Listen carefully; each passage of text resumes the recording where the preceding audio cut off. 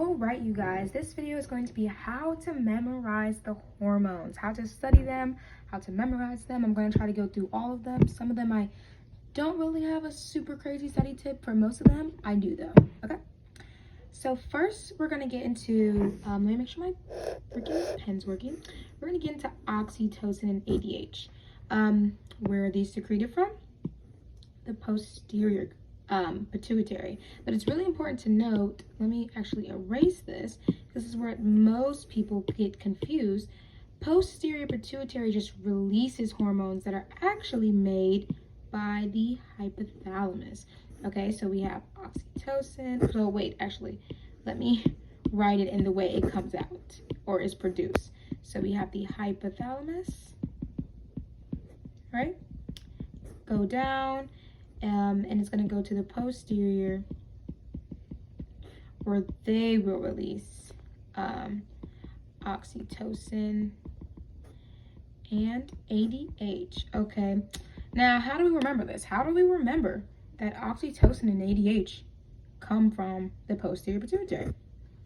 So here's my little tiny glands of my anterior. We're going to do those hormones next, but we're doing the posterior first.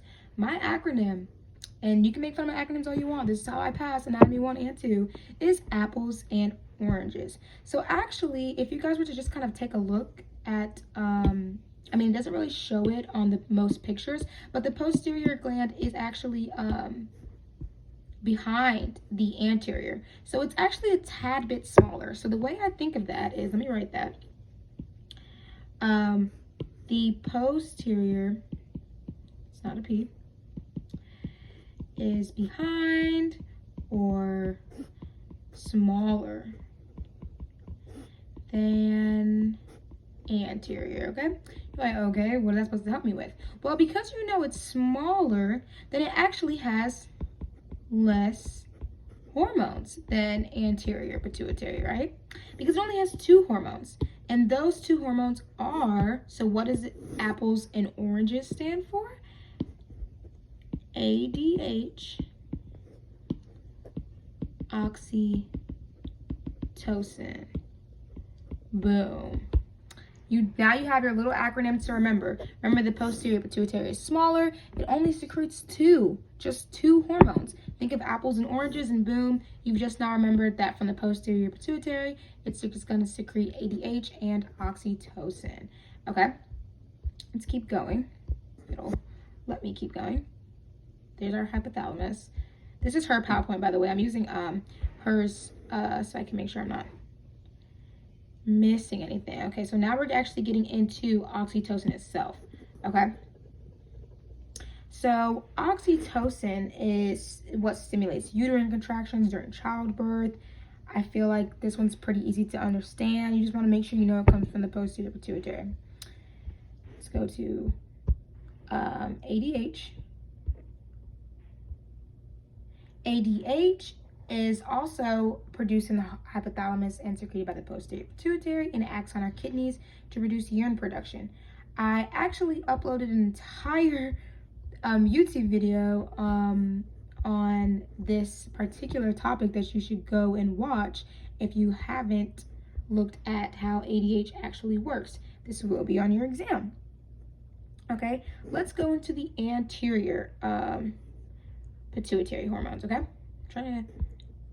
sorry, I don't know why this thing, there it goes.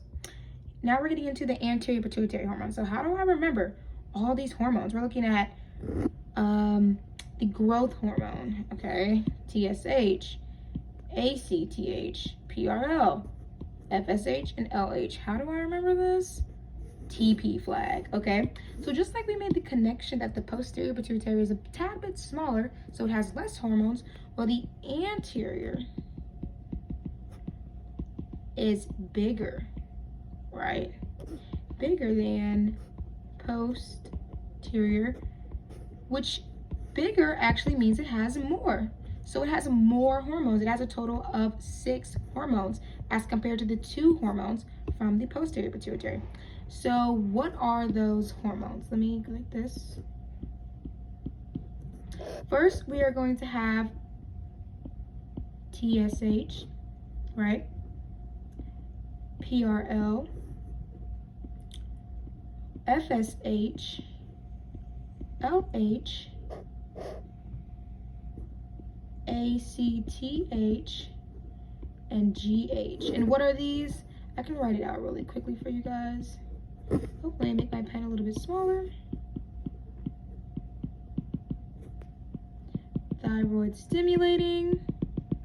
We have prolactin. We have follicle stimulating. We have luteinizing, I don't know how to spell this word now. Luteinizing hormone, I'm pretty sure that's how you spell it.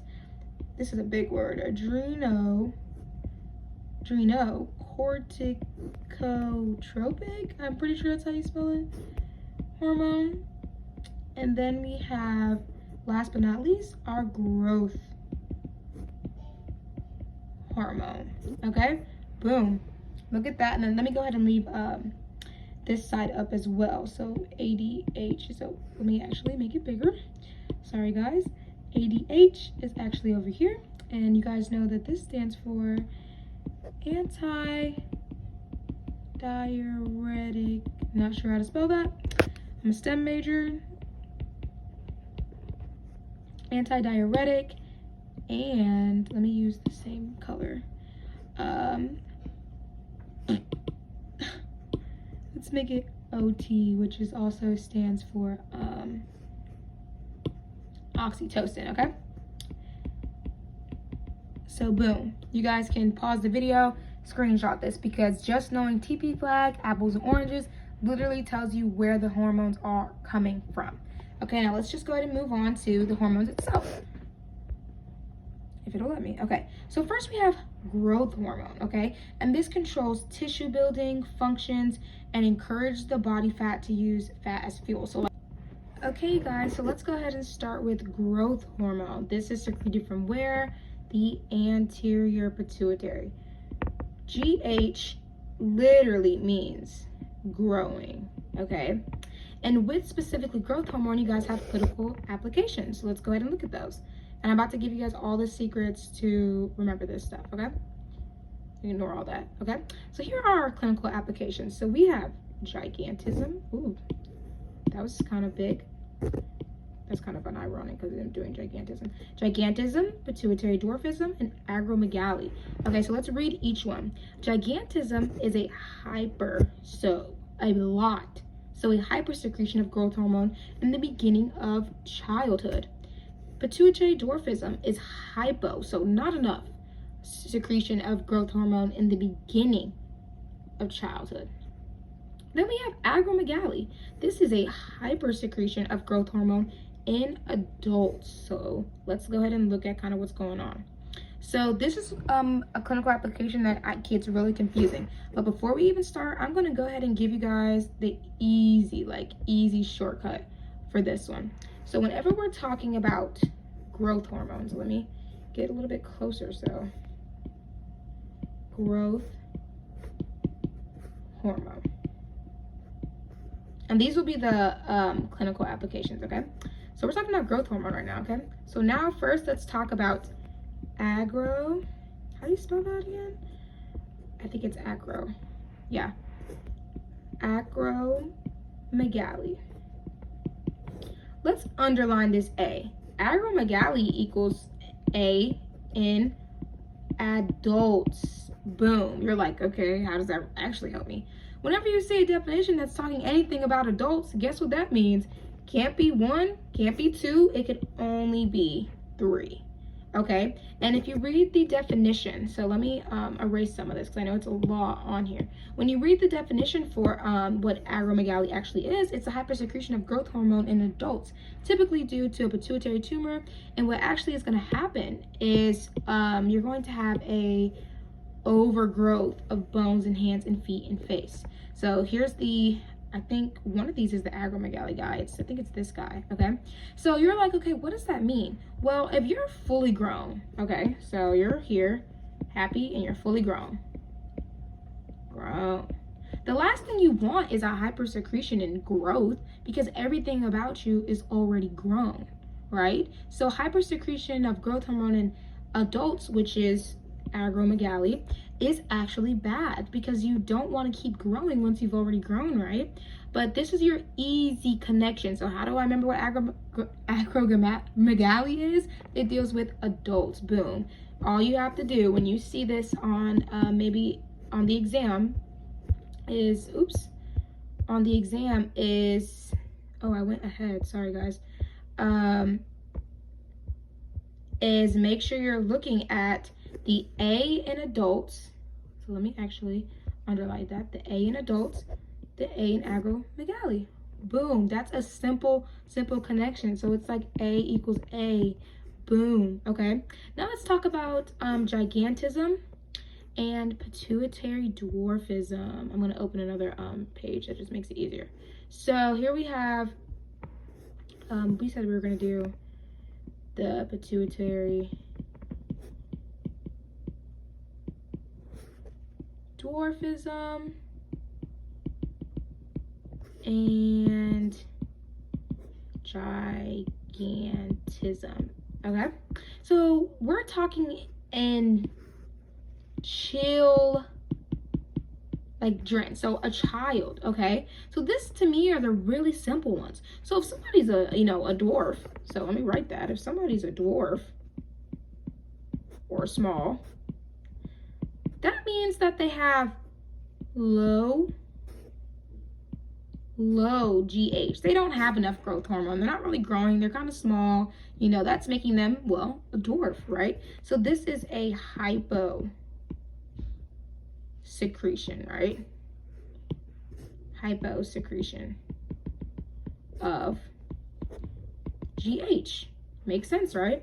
Now let's go on to gigantism right here. So gigantism, I feel like it's in the word, so let's just break that down to gigantic, right?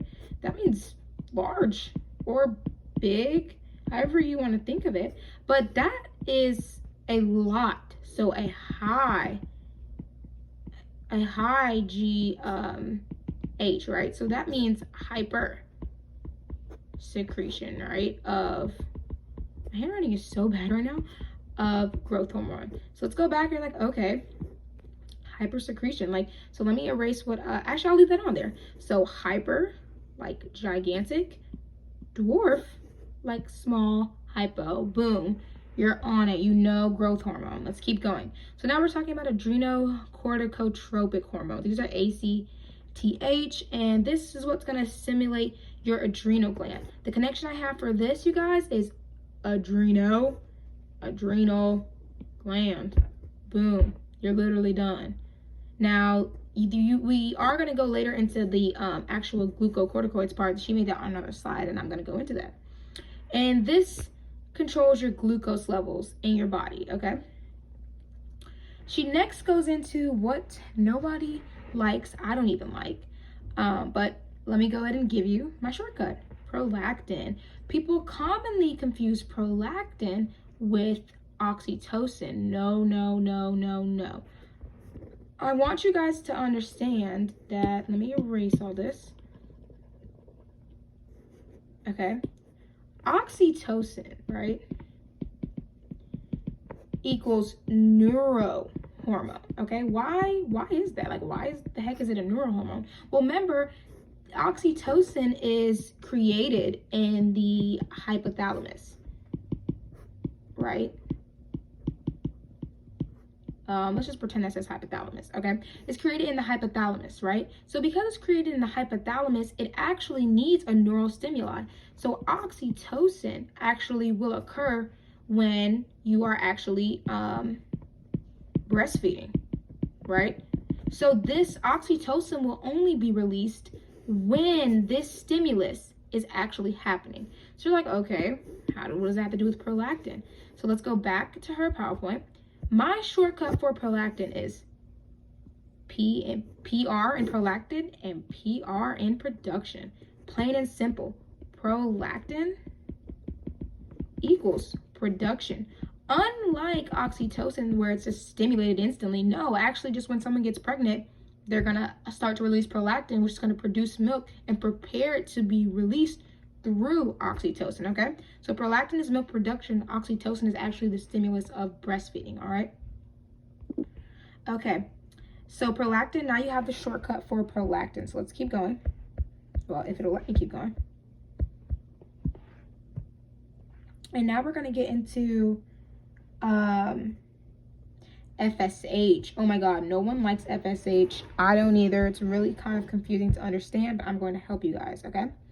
So now we're talking about FSH. So what does FSH, oh, let me go back. I guess we're not talking about it.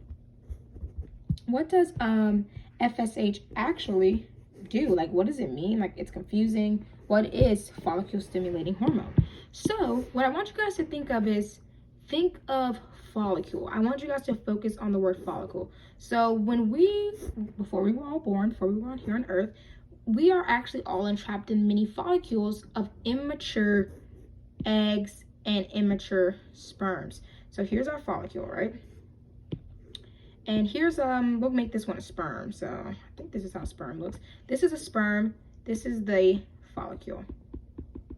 Okay.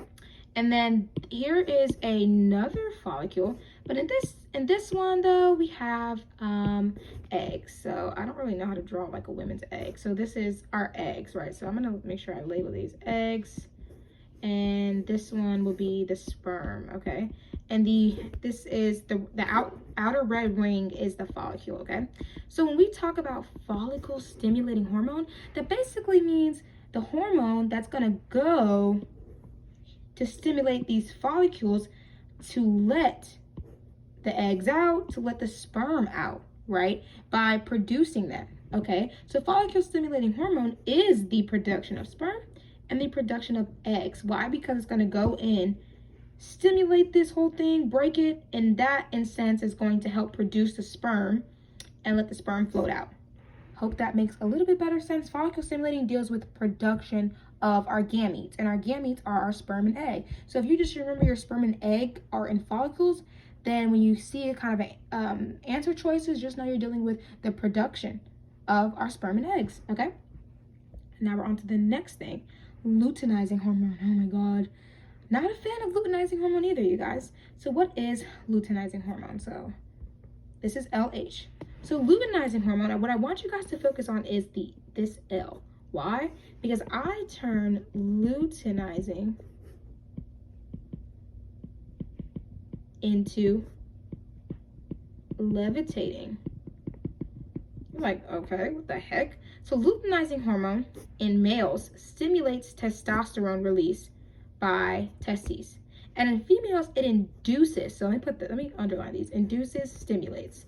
Induces ovulation and production of ovarian hormones. So you're like, okay, how is levitating going to help me? When you see luteinizing hormone, that means it's going to be like upping the regulation, I guess you could say, or just kind of turning up the volume. So all males have testosterone, but luteinizing hormone is the actual thing that releases testosterone. It levitates, it upgrades the testosterone to go out and be released. And in females, luteinizing hormone acts to induce our ovulation and our ovarian hormone. So what is ovulation? Ovulation occurs after our menstrual cycle, where we have the highest chance of getting pregnant. But guess what? We can get pregnant any time of the month, actually, but we all have a ovulation week, right? And that ovulation week is due to luteinizing hormone, which levitates, upgrades our chances of getting pregnant. Okay, so when you think of luteinizing, I want you to think of levitating, just increasing what's already kind of a natural thing. And as long as you just obviously still have to remember it deals with, reproductive. But I feel like this is something to just kind of look at and repeat to yourself. Come back to this video if you need to. Okay, let's keep going. So now we have the 3 layers of the adrenal cortex. So this is 1, 2, 3. And this was 1, 2, 3. So I remembered it by mom grabs grapes from grape room. So what is the first 2 words? What does that mean? Mineralocorticoid is in the layer of the zona glomerulosa, okay? Then the next 2 words are going to be grapes from. Grapes from, okay? What is grapes from? Glucocorticoid is in the layer of the zona fasciculata, okay? What about gonadocorticoid? Or should I say, what about grape room? The third set of 2 words. Gonatocorticoid is in the layer of the zona reticularis. This one is a little bit deep, but honestly, it's not that bad. On a test, I would just be like this on my paper. I was like, Mom grabs grapes from grape room. And all I would make sure I do is I like underline and separate the two words. And this is 1, 2, 3. And then I would just, you know, like maybe underline these. At that point, I already knew it, but you might have to like underline the first two so it's not like Mom grabs grape from grape room. What does that mean? Okay, so this is how I just kind of connected it. I feel like this could possibly be, this might be a matching question. Don't quote me. So you guys should pretty much already know these are in the words. I feel like mineralocorticoids obviously deals with salt, minerals, sugar is glucose, sex is gonads. Your gonads are your sex organs, okay? Here's another way you can just look at it. See, here you have, let's start from the right here. So Mom grabs grapes from grape room. There you guys go.